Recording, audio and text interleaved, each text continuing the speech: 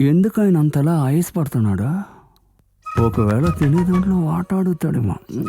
ఎరా నువ్వు చేసుకోవలసిన మేనకోడల్ని ఆ ఆఫీసర్కి ఇచ్చి పెళ్లి చేస్తున్నారని నేను మండిపడుతుంటే నువ్వు ఇక్కడ కూర్చొని మెక్కతాముండా?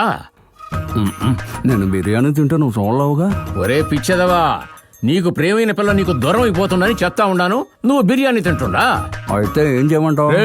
రోషానికి పౌరుషానికి పెట్టింది పేరురా మన వంశం. ప్రాణాలు తీసైనా సరే నీ హక్కు నిలబెట్టుకోవాలా. బాగా సానపట్టావు. ఇంకా అదిరా మాటంటే వీళ్ళు మనం తేలిపోవాలా.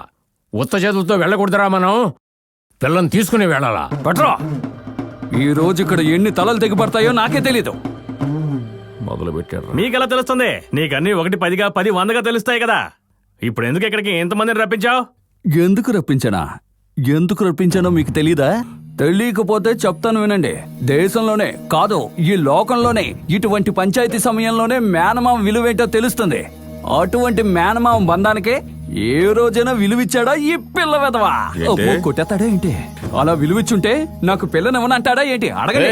వాడు నీకు విలువిచ్చినందువల్లే ఊరి జనం ముందు చేతులు కట్టుకుని లేదనుకో ఈ ఊరే వాడి ముందు చేతులు కట్టుకునేది.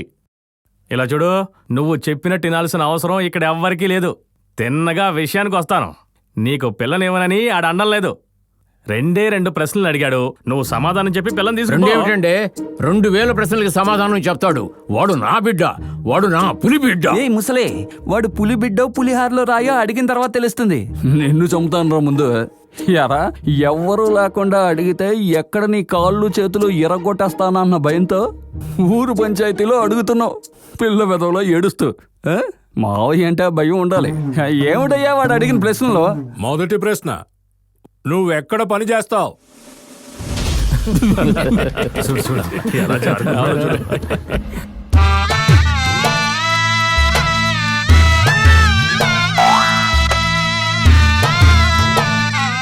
రెండో ప్రశ్న, పెళ్ళాన్ని ఎలా పోషిస్తావు?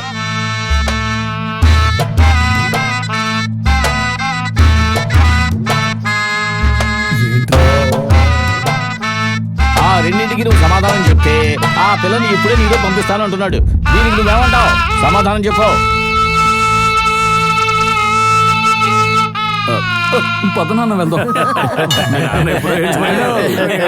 మొదటి ప్రశ్న అడగగానే మీ నాన్న ఇక్కడ లేడు, పారిపోయాడు.